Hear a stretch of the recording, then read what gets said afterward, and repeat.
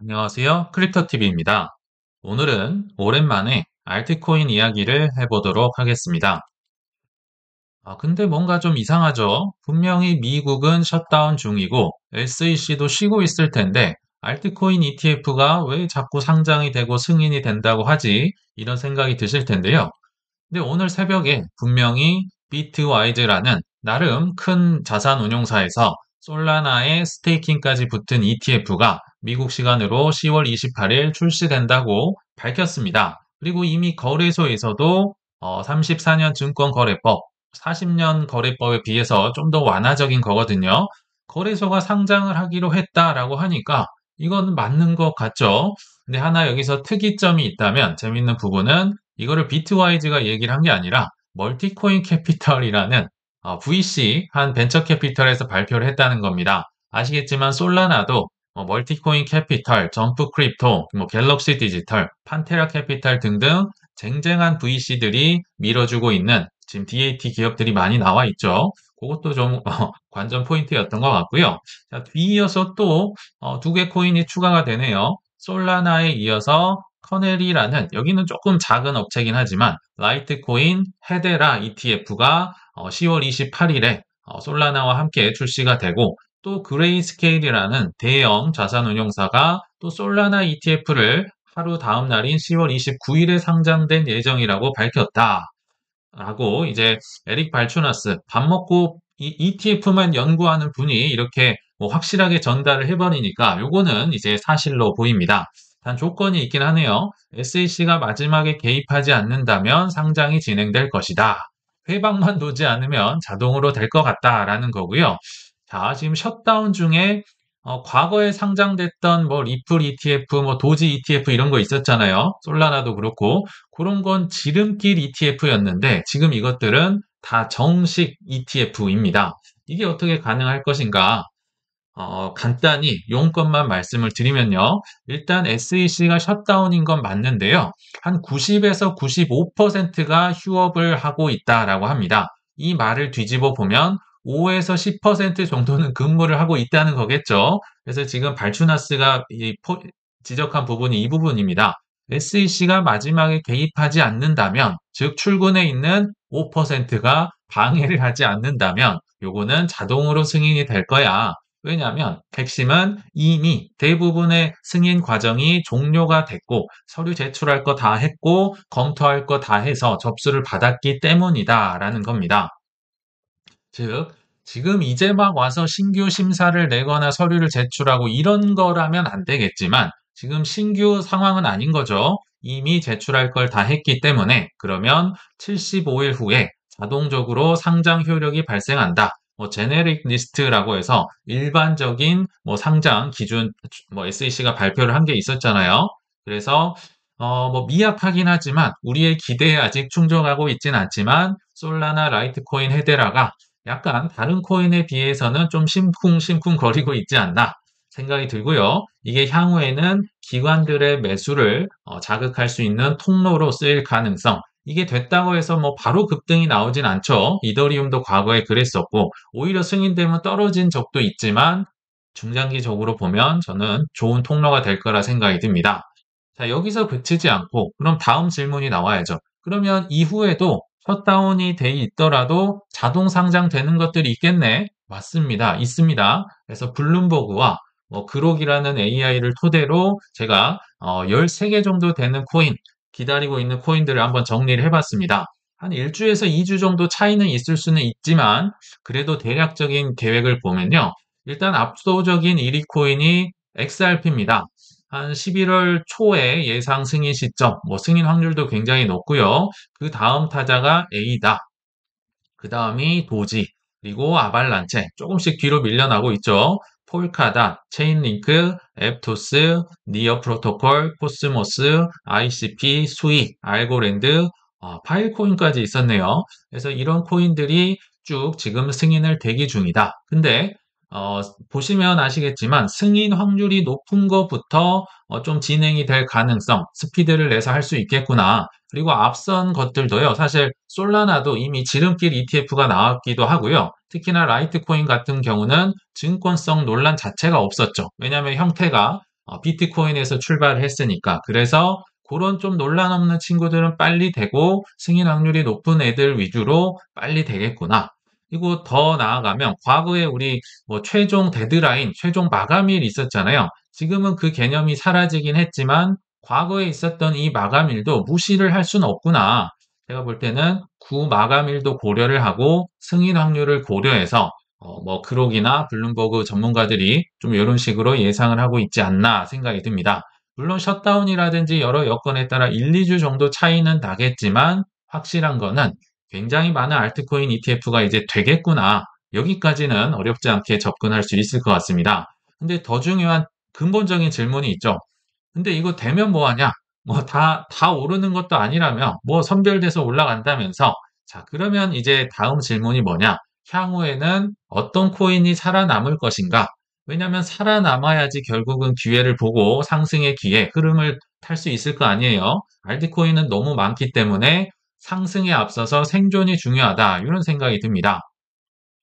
그러면 이제 현재가 어느 정도 시점에 와 있는지를 파악할 필요가 있는데요. 과거에도 수많은 이제 내러티브나 테마가 있었지만 최근 것들 위주로 좀 큰 거 위주로 정리를 한다면 일단 지니어스 법을 통해서 올해 6월 달이었죠. 서클이 IPO를 하면서 스테이블 코인의 개념을 전 세계로 지금 결제부터 어마어마하게 이미 되고 있는 걸로 알고 있습니다. 자, 그럼 그 다음 현재는 어디다? 아직도 알트코인 ETF와 DAT 기업 이 내러티브가 아직 유효하다. 그래서 현재는 이 지금 두 번째 단계로 보고 있거든요. 자, 이 다음에 이제 활용성, 즉 많이 쓰여야 알트코인은 살아남고 생존을 할 수 있다.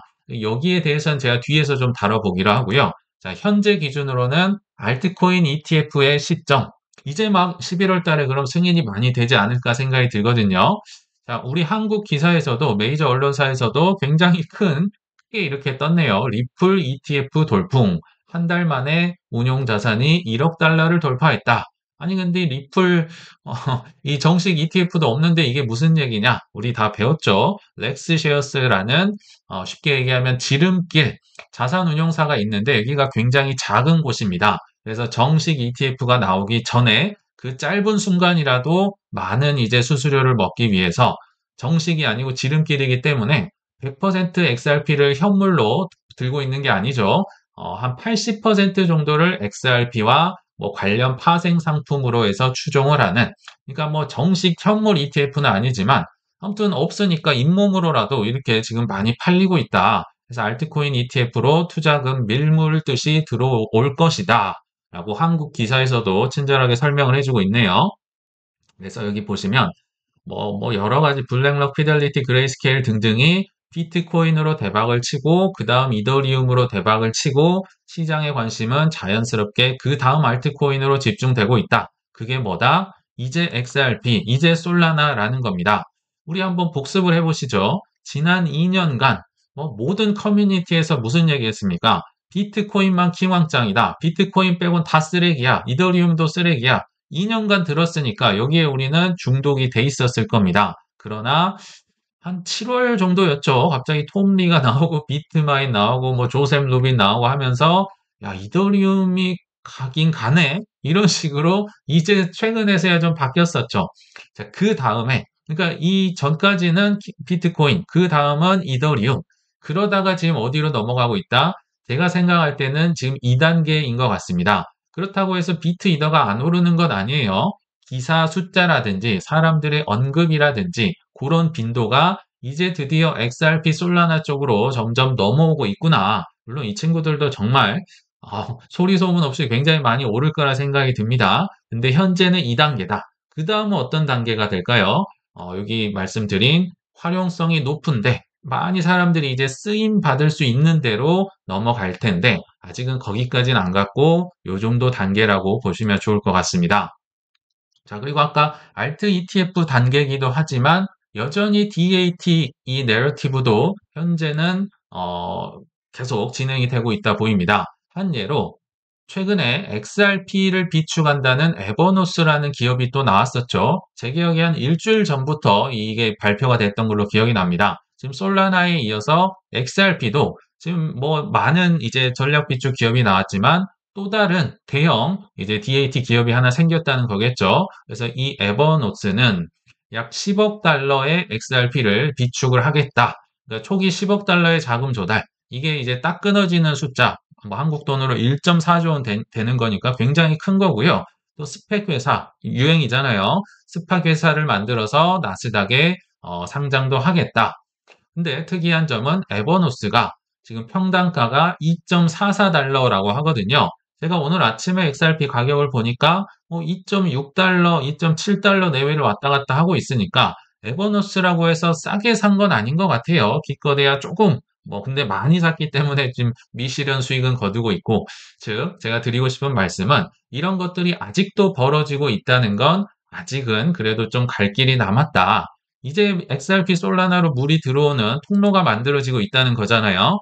그리고 XRP 투자자들은 잘 아시겠지만 일본의 SBI 은행에서도 2억 불을 여기에 현금으로 투자를 했고요.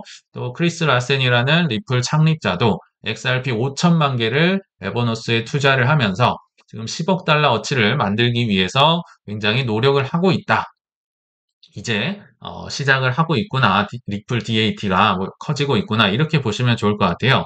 근데 여기서 하나 제가 이제 다음 단계로 넘어가려면 멀티 활용성 사람들이 많이 써야 된다고 말씀을 드렸는데, 근데 리플은요 사실 많이 쓰일 필요도 제가 볼 때 없을 것 같거든요. 왜냐하면 이미 송금이나 결제 분야에서 킹왕짱입니다. 리플을 넘어갈 수 있는 기업은 제가 볼 때 넘어서기는 어려울 것 같거든요. 세계 1위라고 보시면 될 것 같아요. 그리고 로비도 최근에 엄청 잘했죠. 제가 저번 말씀드렸지만 트럼프 정부에 한 7천만 달러 정도, 코인베이스가 한 8천만 달러 정도 이렇게 로비를 했었고, 그리고 ETF도 95% 확률이고, DAT 기업들도 점점 많아지고 있고, 뭔가 다 갖고 있는 듯한 XRP가 그럼에도 불구하고 주목하고 있는 분야들을 제가 한번 말씀을 드리도록 하겠습니다.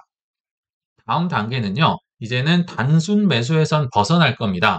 아까 말씀드린 ETF나 DAT는요. 결국은 산다는 거잖아요. 제도권 내에서 사고 팔 수 있게 해줄게. 근데 이걸 왜 사고 팔아야 돼? 사람들이 성과를 내고 많이 쓰임을 받는 거니까 결국은 이제 데이터가 나와야 되고 증명의 시대로 가고 있다는 겁니다. 그걸로는 부족하다는 거죠. ETF나 DAT 이런 것들로는요.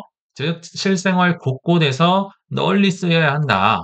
그 대표 분야가 물론 이제 리플은 결제 송금에 많이 이제 특화가 됐지만 또 앞으로 엄청나게 커질 수 있는 이 자산 토큰화라는 분야 제가 정말 많이 강조를 드렸었죠. 토큰화이제이션 2033년까지도 엄청나게 많이 오를 것이다. 물이 엄청 들어올 것이다. 정말 별 5개짜리 굉장히 중요한 분야입니다. 근데 제가 하나 주목할 거는요. 어 25년, 26년 조금씩 늘다가 29에서 30년 갈 때 확 뛰죠. 거의 한 2배 정도 뛰는 걸 볼 때, 이게 기존 사람들의 머릿속에는 그래도 29년, 30년도에 강세장이 한번 사이클에 맞게 오겠구나. 요런 게 좀 있지 않을까. 거기에 맞춰서 지금 RWA의 자산이 많이 늘어나잖아요. 그런 생각도 한번 해봤고요.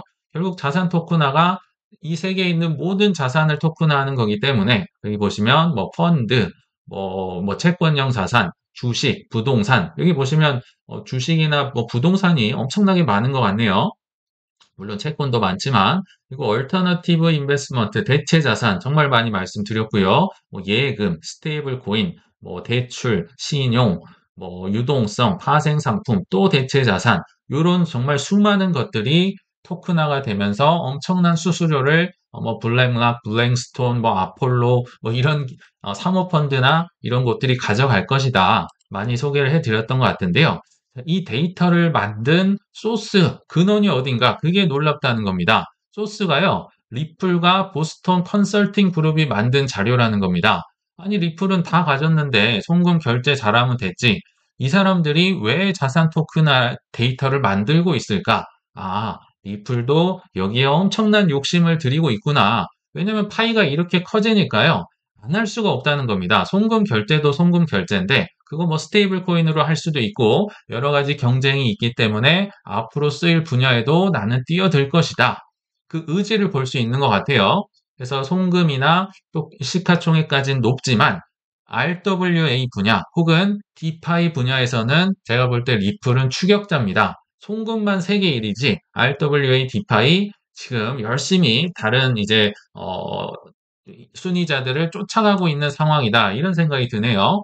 그래서 겸사겸사 그러면 앞으로 많이 쓰일 활용도가 높은 두 개 분야가 있죠. 하나는 자산 토크나 또 하나는 디파이 쪽.